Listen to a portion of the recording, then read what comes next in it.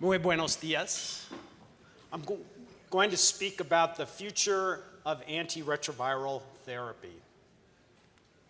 I have no new disclosures. No tengo nuevas declaraciones de conflicto de intereses desde anoche. Sabemos hacia dónde vamos con la terapia antirretroviral, pero primero tenemos que saber dónde estamos actualmente en 2018.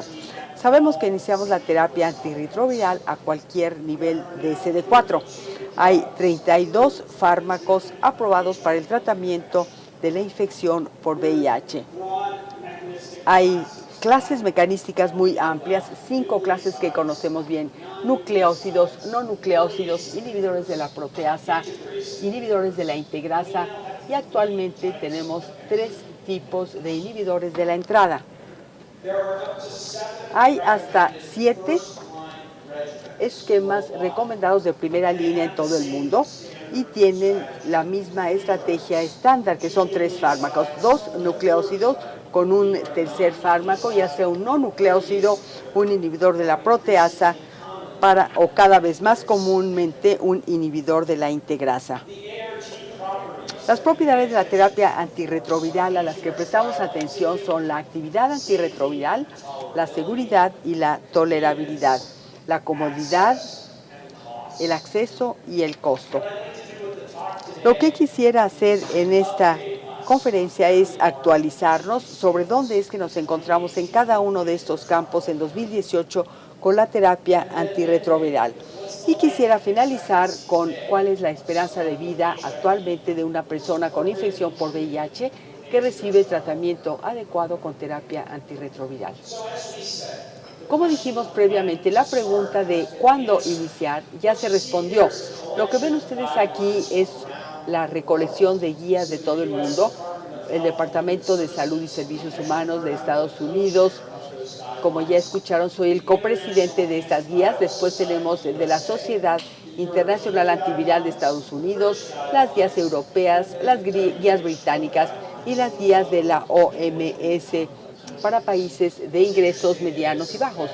Lo que es interesante es que las 3 más importantes, las 3 que están hasta arriba, se acaban de actualizar y voy a mostrarles las últimas recomendaciones. Sobre la pregunta de cuándo hay que iniciar el tratamiento, las guías de todo el mundo dicen hay que tratar a cualquier persona con infección por VIH, cualquier persona con SIDA, enfermedad por VIH sintomática o asintomática, independientemente de la cuenta de CD4. Esto se basa en los datos de estudios clínicos. La excepción es las guías de la OMS, que establecen como criterio 350 por recursos limitados. Dicen que idealmente la recomendación es que hay que tratar a todas las personas, pero si hay recursos limitados, la prioridad sería las personas que tienen cuenta de CD4 inferior a 350. Como se mencionó previamente, actualmente en 2018 tenemos un gran número de agentes antirretrovirales que se muestran aquí con códigos de 3 letras. Inicialmente tenemos AZT desde 1987 y después todo un desfile de antirretrovirales. De hecho, este año, en 2018, ya hemos visto 3 nuevos antirretrovirales que han sido aprobados, lo cual nos lleva a un total de 32 antirretrovirales aprobados para el tratamiento de la infección por VIH. Les muestro aquí un resumen de las guías actuales de todo el mundo relacionadas con la pregunta de con qué hay que iniciar. El esquema recomendado o preferido es el que se muestra aquí y vean ustedes que es la misma estrategia básica de 2 nucleócidos con un tercer fármaco. Es interesante ver en qué están de acuerdo las guías y en qué no están de acuerdo, porque todas estas guías están teniendo los mismos datos, pero en ocasiones llegan a conclusiones diferentes. Por ejemplo, en el caso de los nucleócidos podemos ver que la mayoría de las guías del mundo desarrollado recomiendan cualquiera de las 2 formas de tenofovir con FTC o alternativamente abacavir 3TC, pero hay un par de excepciones. Las guías de Estados Unidos de la Sociedad de Infectología excluyen TDF de los nucleósidos de primera línea. Las guías británicas excluyen abacavir del tratamiento de primera línea o de los nucleósidos de primera línea. Las guías de la OMS se limitan a la combinación de TDF y 3-TC. Las cosas se vuelven aún más interesantes cuando vemos cuál es el tercer fármaco. Las guías de Estados Unidos, como ven ustedes, ya no recomiendan ni un no-nucleósido ni un inhibidor de la proteasa como terapia de primera línea. Actualmente únicamente recomiendan inhibidores de la integrasa. Y vean ustedes que hay algunos cambios. Vean ustedes que Victegravir ya se agregó, pero vean ustedes que el Victegravir ya se relegó a el estatus de fármaco alternativo. ¿A qué se debe esto? Bueno, se debe a su necesidad de cobicistat, el potenciador que puede ocasionar interacciones medicamentosas. Ya sabemos que el Victegravir tiene una menor barrera a la resistencia que Victegravir o dolutegravir. Las guías de Estados Unidos dieron un paso más y tomaron raltegravir y lo cambiaron a un fármaco alternativo en lugar de incluirlo como inhibidor de la integrasa de primera línea. Las guías europeas actualizadas siguen incluyendo rilpivirina y darunavir potenciado ya sea con cobicistat o con ritonavir como terapia inicial. Y noten que tomaron la misma decisión acerca de los inhibidores de la integrasa, incluido Victegravir, pero eliminaron el Victegravir de los inhibidores de la integrasa de primera línea. Las guías británicas no han sido actualizadas desde 2016. Estamos esperando sus nuevas recomendaciones pronto. La OMS tomó una medida muy audaz este verano y modificó las guías de primera línea para incluir dolutegravir como el tercer fármaco de elección preferido, y esto se está ya implementando en todo el mundo. Estas son los fármacos recomendados o preferidos para primera línea.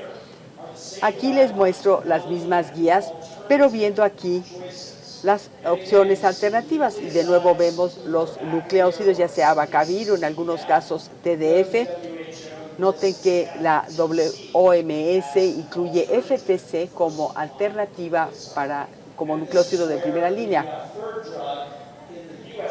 Y aquí es cuando el tercer fármaco en las guías de Estados Unidos, que tenemos efavirenz y rilpivirina, atazanavir y darunavir, y efavirenz se presenta aquí como tercer fármaco alternativo en todas las principales guías en países desarrollados.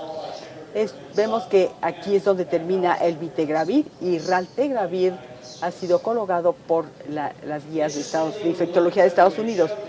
Al ver la OMS, incluyeron efavirenz a cualesquiera de las dosis, la estándar de 600 o la menor dosis de 400, de acuerdo con resultados de estudios clínicos. Y también incluyeron raltegravir como inhibidor de la integrasa alternativo. La última columna del lado derecho nos muestra algunos abordajes nuevos interesantes que se incluyen en las guías. Estos incluyen darunavir potenciado más raltegravir, darunavir potenciado más 3-TC, o el esquema de dos fármacos de dolutegravir y 3-TC, y todas las guías están incluyendo estos esquemas alternativos, particularmente para las personas que no pueden tolerar nucleósidos de primera línea, como cualquiera de los dos tenofovires o abacavir. ¿Qué podemos decir de la actividad antirretroviral? ¿Dónde nos encontramos y hacia dónde vamos? Andrew Carr, de Australia, presentó recientemente una actualización de un metaanálisis. Estudió 354 estudios aleatorizados, eran estudios clínicos aleatorizados, desde 1994 hasta 2017. El requisito es que los estudios tuvieran más de un grupo y que hubiera análisis de intención de tratar. Lo que vemos aquí son todos los grupos o brazos de los estudios aleatorizados. Mientras mayor el círculo, es mayor el tamaño de la muestra. Aquí él graficó la eficacia, esto es, cuál es la proporción en cada uno de los grupos del estudio llevó a una tasa de supresión menor de indetectable o a menos de 50 copias por mililitro. Vean que a mediados de los 90 la mayoría de los estudios mostraron que menos de la mitad de los pacientes lograban supresión viral con los esquemas utilizados. Todos sabemos que esto ha mejorado marcadamente desde mediados de los 90 hasta años recientes.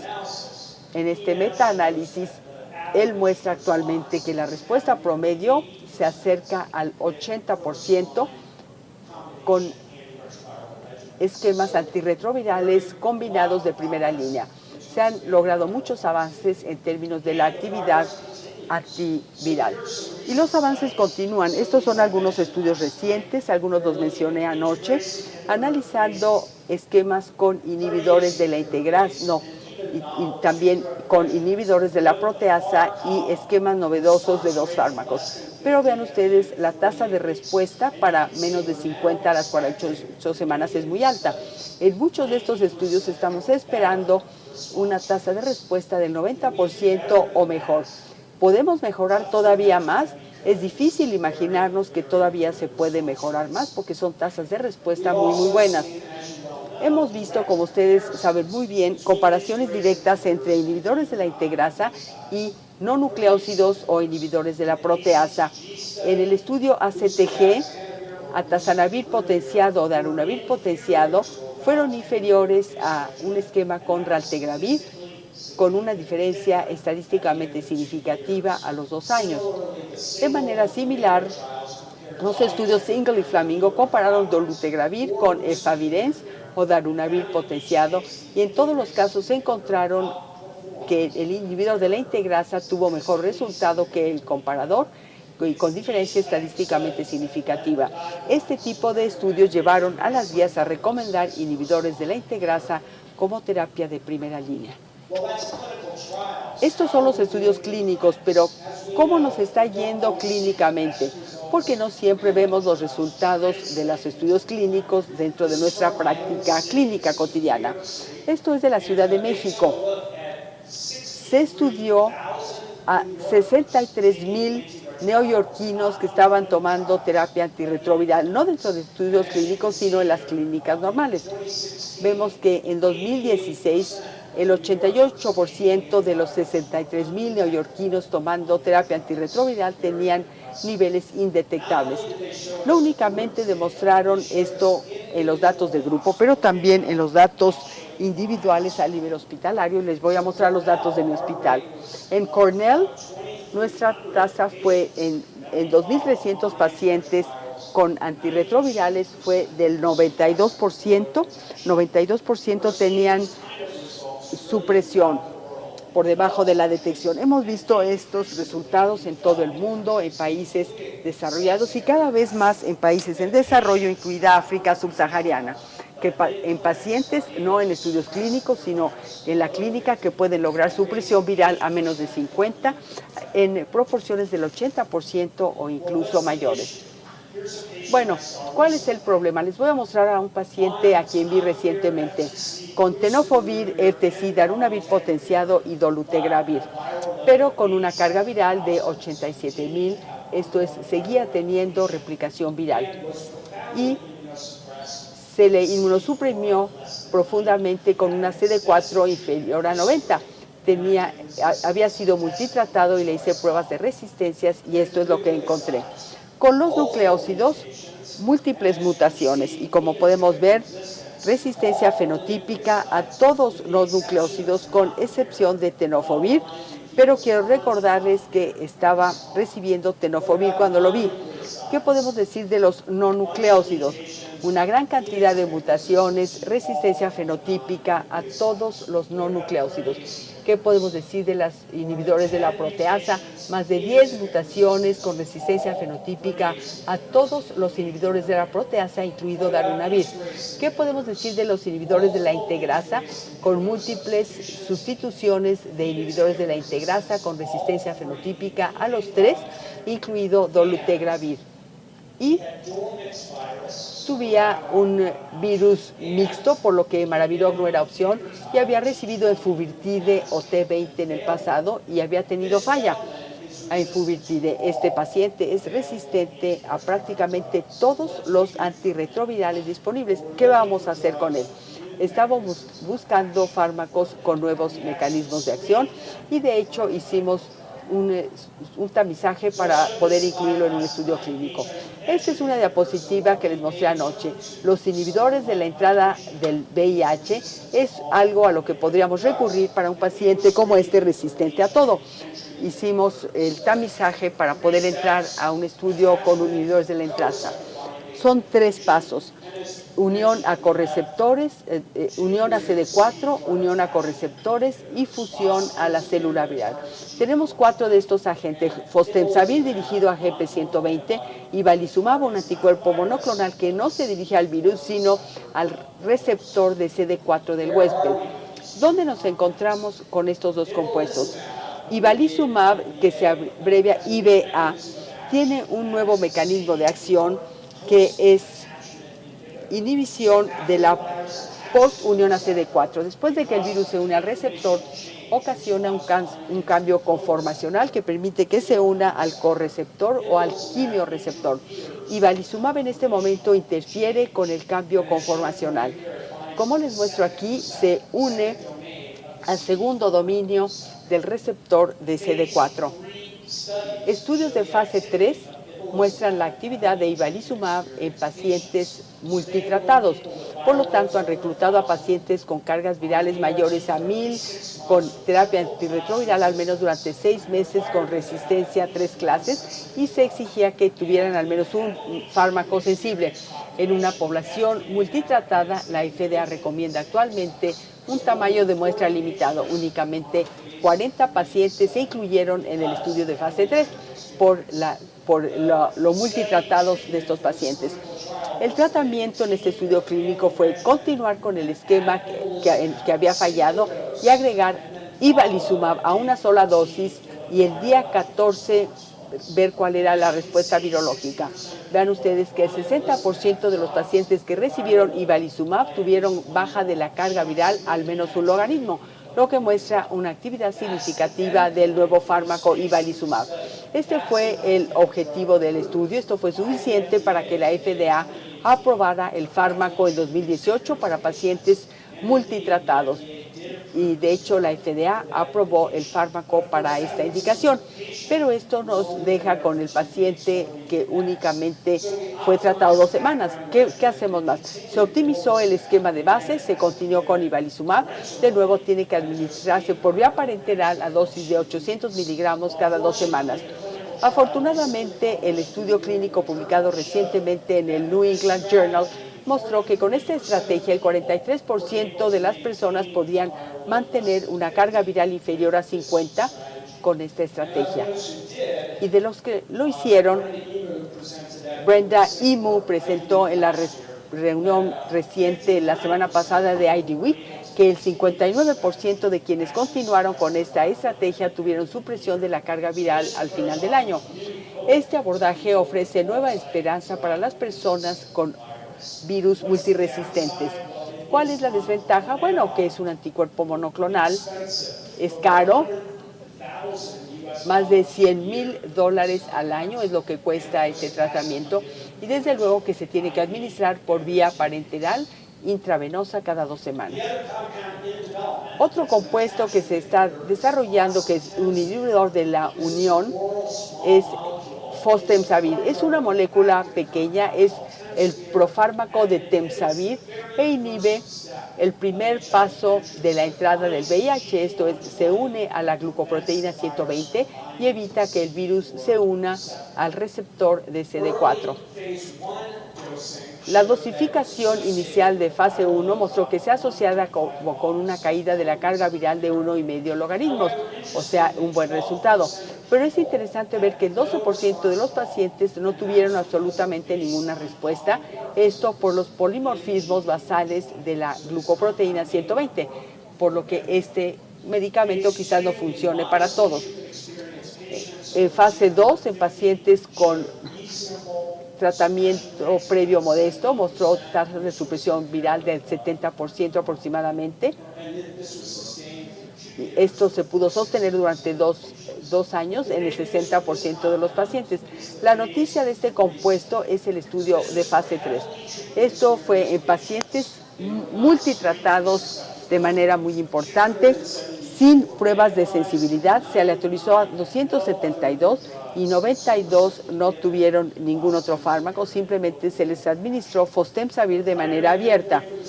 El objetivo primario fue el día 8 y podemos ver que fostemsavir se asoció con una disminución de 0.8 de la carga viral. De nuevo, esto podría ser suficiente para que la FDA lo aprobara, aunque esto aún no ocurre. Continuaron optimizando el tratamiento de base, continuaron con fostemsavir y un año después se observó que el 54% de los pacientes tenían supresión de la carga viral debajo de los niveles de detección con este nuevo compuesto. Este es un fármaco por vía oral, es una molécula pequeña, tiene algunos problemas de manufactura, de fabricación, pero esperan someterlo a la FDA en 2019-2020 solicitando aprobación. Para el paciente que les presenté, lo que más nos gusta es el acceso a todos estos fármacos de manera conjunta, a estos dos fármacos que tienen un mecanismo de acción muy nuevo. Hay algunos otros mecanismos que se están explorando. Tenemos aquí la nueva clase de inhibidores de la maduración del VIH. Estamos al final del ciclo viral. La partícula viral ya se desprendió de la célula infectada, pero las proteínas tienen la forma de estas poliproteínas muy largas que requieren un clivaje o una escisión específica para la maduración e infectividad del virus. ¿Qué es lo que escinde estas proteínas? Pues la proteasa, y sabemos cómo inhibir con los inhibidores de la proteasa. Esta ha sido una manera exitosa de evitar la maduración. Pero otra manera de hacerlo sería uniendo dos de estas poliproteínas, y esto es lo que hace la nueva clase de los inhibidores de la maduración. Se une a la poliproteína y evita que la proteasa se escinda y teniendo un efecto sinérgico con los inhibidores de la proteasa. Varios de estos fármacos están en desarrollo clínico, pero desafortunadamente el más reciente mostró buena evidencia de supresión virológica, pero se asoció con toxicidad gastrointestinal y ya no se continuó desarrollando. Afortunadamente hay docenas de nuevos inhibidores de la maduración que se encuentran en desarrollo preclínico. Muy probablemente escucharemos más acerca de esta clase terapéutica. Otra clase nueva son los inhibidores del cápside de VIH. ¿Cómo actúan? Cuando el VIH se desprende, tiene que formar lo que se muestra en verde, un cápside, lo cual se requiere para la maduración completa del virus. Cuando el VIH entra a la nueva célula, ya ha infectado la célula, el cápside tiene que desintegrarse para poder liberar el genoma viral, así como enzimas como la transcriptasa reversa. Los nuevos inhibidores del cápside se dirigen a ambos pasos, se dirigen tanto a la formación del cápside como su inhibición, y también se dirigen a la desensamblaje o a la desintegración del cápside e inhiben esta actividad también. Están actuando en dos de los pasos del ciclo vital del virus. La buena noticia es que uno de estos agentes ya llegó a la fase de desarrollo clínico y se está sometiendo a estudios clínicos, por lo que deberíamos escuchar más acerca de la clase de inhibidores del cápside. ¿Qué podemos decir de la seguridad y tolerabilidad? Regresando al metaanálisis de Andrew Carr, tenemos aquí los 354 estudios con más de 77,000 pacientes. Queremos ver cuál es el porcentaje de estos pacientes que suspendieron los medicamentos del estudio por problemas de seguridad o tolerabilidad. En los 90, esta proporción fue del 10% o mayor con los esquemas que utilizábamos entonces, pero esta proporción ha bajado marcadamente. Al final de este análisis, la tasa de descontinuación por efectos secundarios fue de solo el 4%. Pero adivinen qué, actualmente estamos todavía mejor. Estos son estudios clínicos recientes. Noten que todos ellos incluyen inhibidores de la integrasa con cientos de pacientes incluidos, y vean ustedes el porcentaje de los que descontinuaron por eventos adversos en esos estudios. 2%, 1%, menos del 1%, incluso 0%.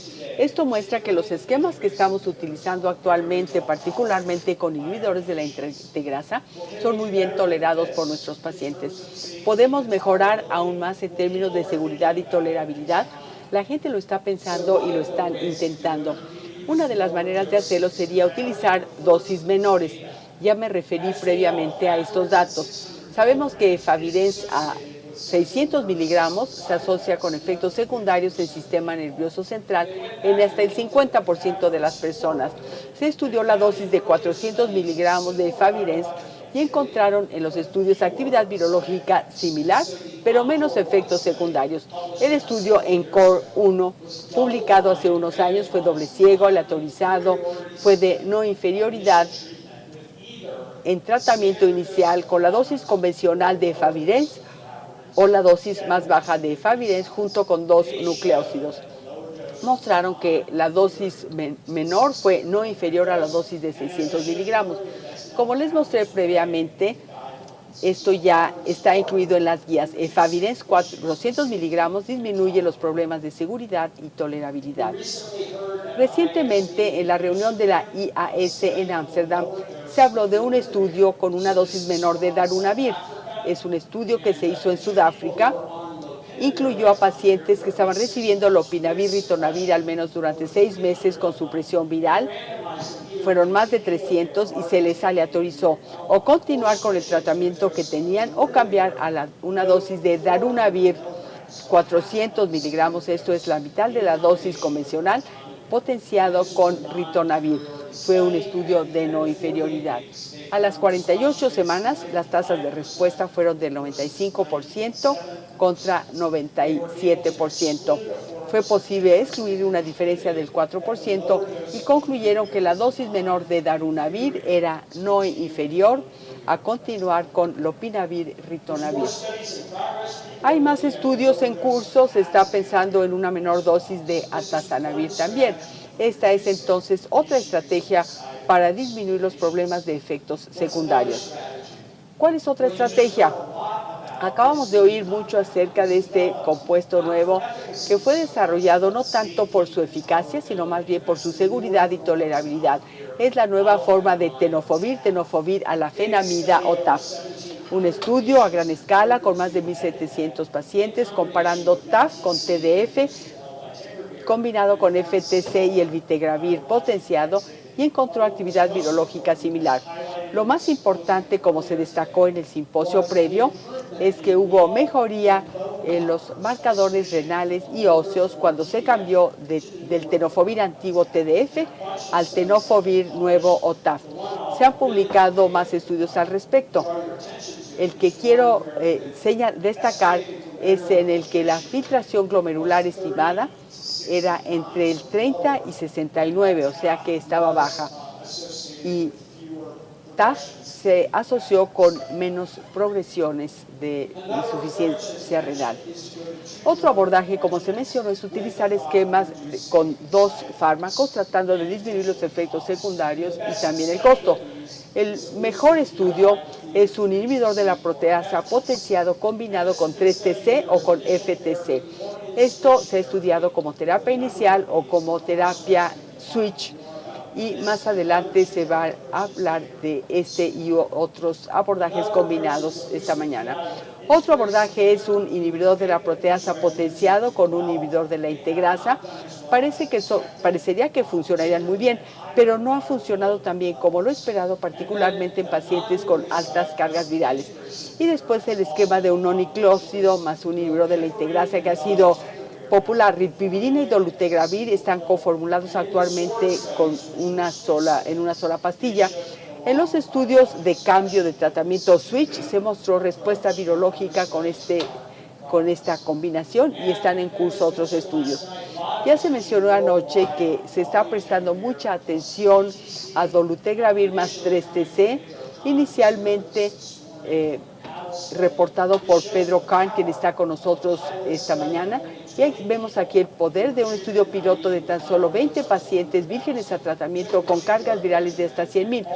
Se usó el esquema de 2 fármacos con supresión de todos para la semana 8 y se continuó con la supresión hasta los 2 años en los pacientes, algunos pacientes, en 2 hubo problemas incidentales, pero se logró la supresión de la carga viral. En 18 de 20 pacientes la supresión continuó hasta la semana 96.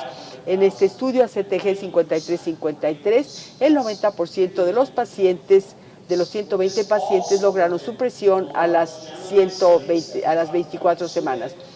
Después tenemos los 2 estudios Gemini que presentó Pedro, y esta era positiva que vieron ustedes anoche, mostrando que ya sea con esquema, con 2 fármacos o 3 fármacos, más del 90% de los pacientes lograron supresión con esquemas que contenían dolutegravir. ¿Qué podemos decir de la comodidad? Aquellos de ustedes que tienen bastante tiempo en esto recuerdan este tipo de esquemas que eran 20 pastillas que había que tomar divididas en tomas cada 8 horas. Era muy difícil tener adherencia al tratamiento. En 2006 apareció el primer esquema en una sola pastilla.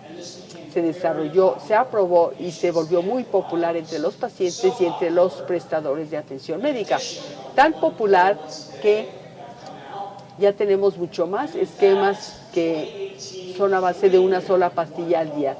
Y tenemos ya aprobación de muchos esquemas basados que incluyen una sola pastilla. Bueno, esto era de esperarse, el que íbamos a lograr tener una pastilla al día para los pacientes. ¿Podemos mejorar esto en términos de la comodidad? Hay muchas personas que siguen pensando en esto. Podríamos tener una dosificación menos frecuente, por ejemplo, cada 2 días, cada tercer día, pero no fue tan atractivo, pero una vez por semana o menor frecuencia, ¿no sería benéfico? Se está estudiando todo esto. Pedro publicó recientemente no solo raltegravir 2 veces al día, sino una formulación una vez al día que facilita las cosas. Hay un inhibidor de la función que se llama albuvirtide, que fue aprobado recientemente en China y que se puede administrar una vez por semana, a diferencia de 2 veces por día con enfuvirtide o T20. Esperamos con formulaciones, algunas las hemos tenido durante un tiempo, otras aprobadas recientemente, pero han sido bastante populares. ¿Qué podemos decir de los inyectables? Podríamos tener esquemas administrados con menor frecuencia, por ejemplo, una vez al mes o cada 2 meses. Rilpivirina está disponible en una formulación de acción prolongada y hay un inhibidor de la integrasa nuevo experimental, cabotegravir, que también está disponible. Este es el estudio que combinó los 2. Este es el estudio con administración totalmente parenteral, se llama LATE-2 y que suena muy rico, se antoja mucho a esta hora un latte. En este estudio se reclutó a más de 300 pacientes vírgenes a terapia antirretroviral.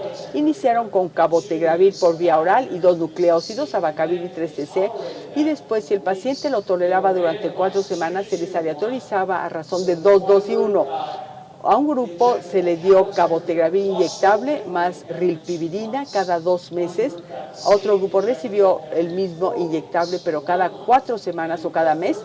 Y el tercer grupo continuó con los agentes, la vía de administración oral.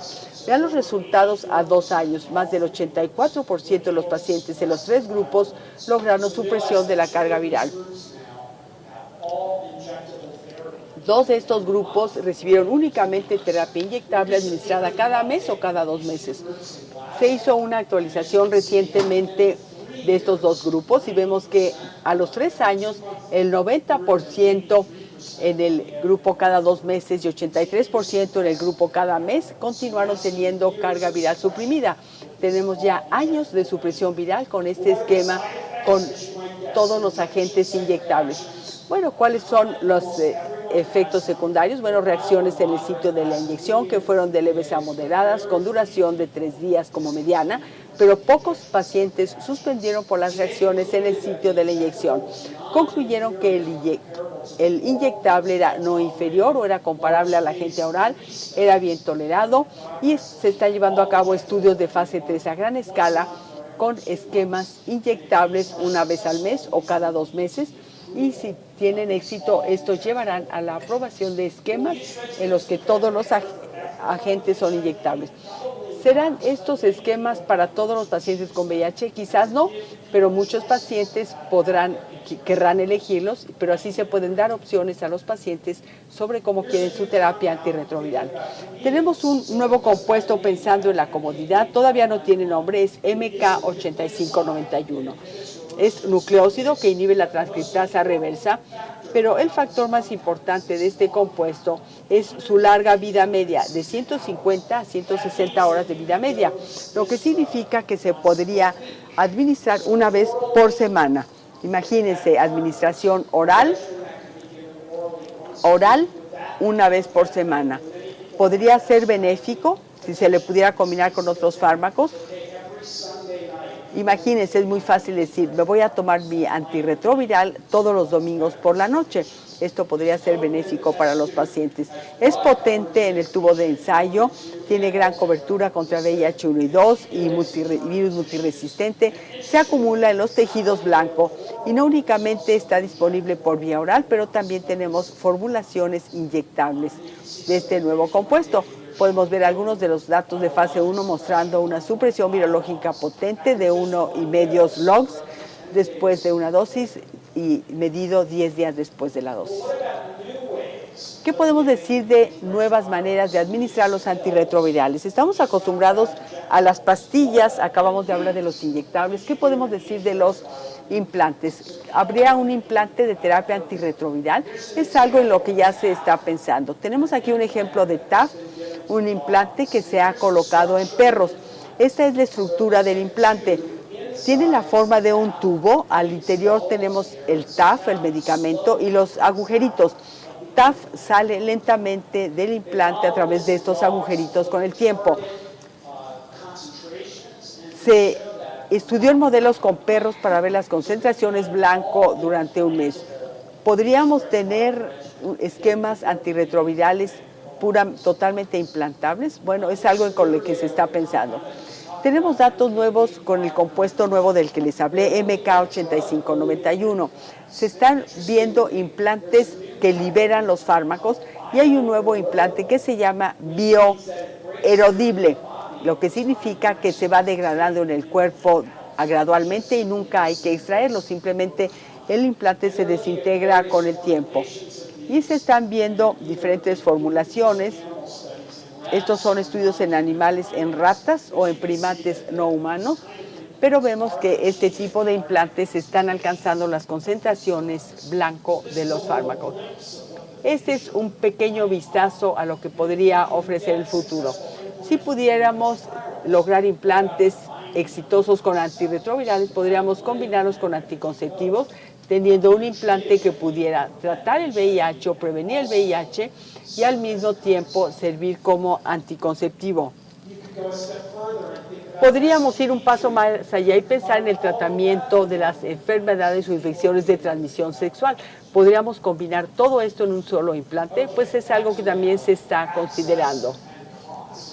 Bueno, el acceso y el costo, el tema difícil. La buena noticia es que estamos dirigiéndonos hacia la meta de 2023. En 2018 tenemos 21 millones de personas con antirretrovirales. Vean que la curva muestra que vamos a llegar a 30 millones de personas con terapia antirretroviral para 2020. Esta es una buena noticia para el mundo.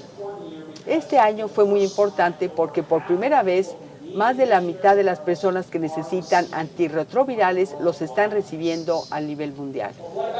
Pero ¿qué podemos decir del costo? Aquí tenemos algunos datos recientes de ONU-SIDA, viendo el costo de combinaciones de primera línea en países de ingresos bajos y medianos. Estudiaron muchas combinaciones, pero vean esto. TAF, 3-TC dolutegravir, genérico, se estima que cuesta $60 por persona por año. Ciertamente es mucho más asequible de lo que estamos acostumbrados a ver.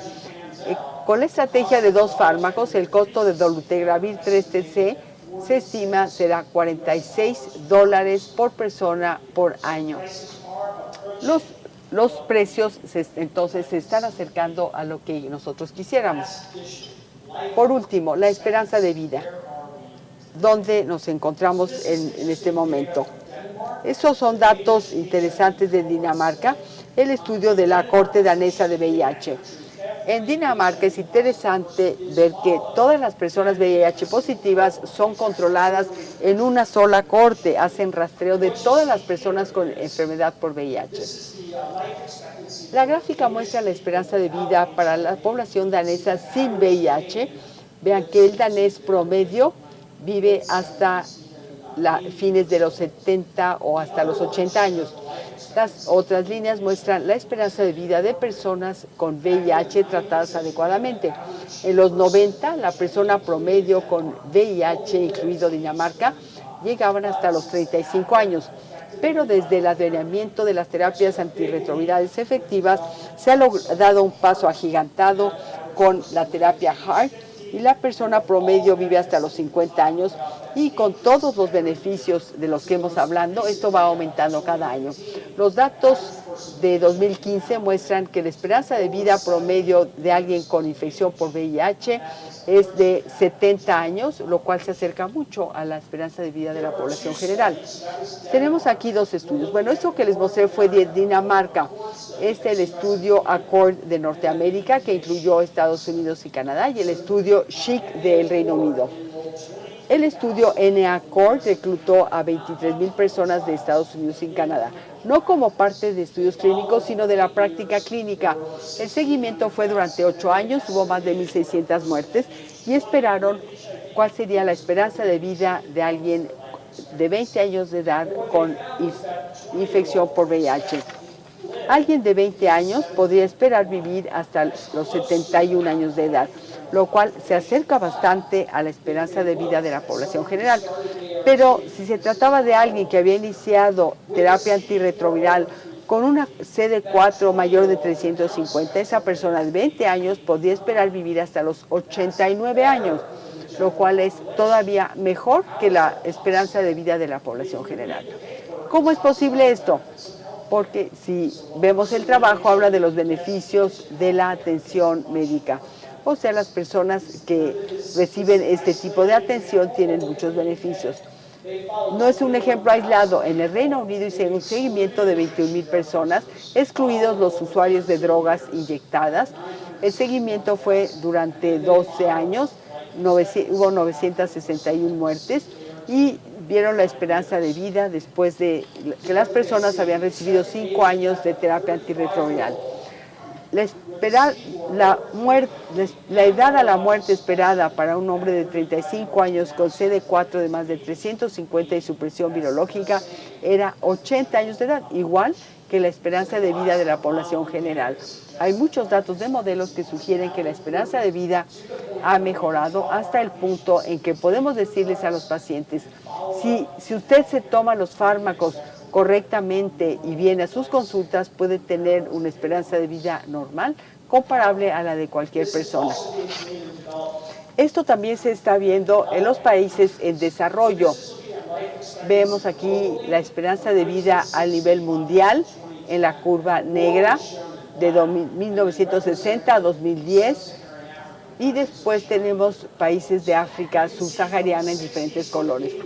Desde 1960 a 1980, la esperanza de vida aumentó en todos estos lugares por mejor saneamiento, agua, vacunaciones y antibióticos. Pero de 1980 a 2000, la esperanza de vida en todo el mundo sigue aumentando, pero en todos los países de África subsahariana baja, hasta el punto en que todos siguen perdiendo años de vida desde 1960.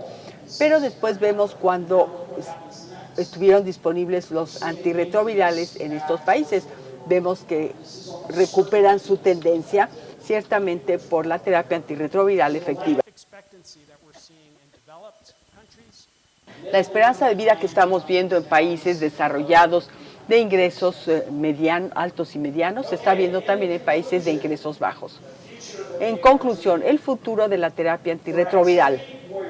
En el caso de la actividad, lo estamos haciendo muy bien. Podemos mejorar? Bueno, necesitamos más fármacos activos contra virus multiresistentes. La seguridad y la tolerabilidad son excelentes y siguen mejorando con el tiempo. ¿Podemos mejorar la comodidad? Espero que sí. Ya les mostré un par de cosas en las que se están pensando, inyectables, implantables, que será muy divertido ver. La asequibilidad parece haber mejorado mucho en los últimos años. La accesibilidad también ha mejorado, logrando las metas de ONU-SIDA de 20 para 20, y la esperanza de vida es similar a la de la población general actualmente. Hemos hecho mucho, pero todavía nos queda mucho por hacer.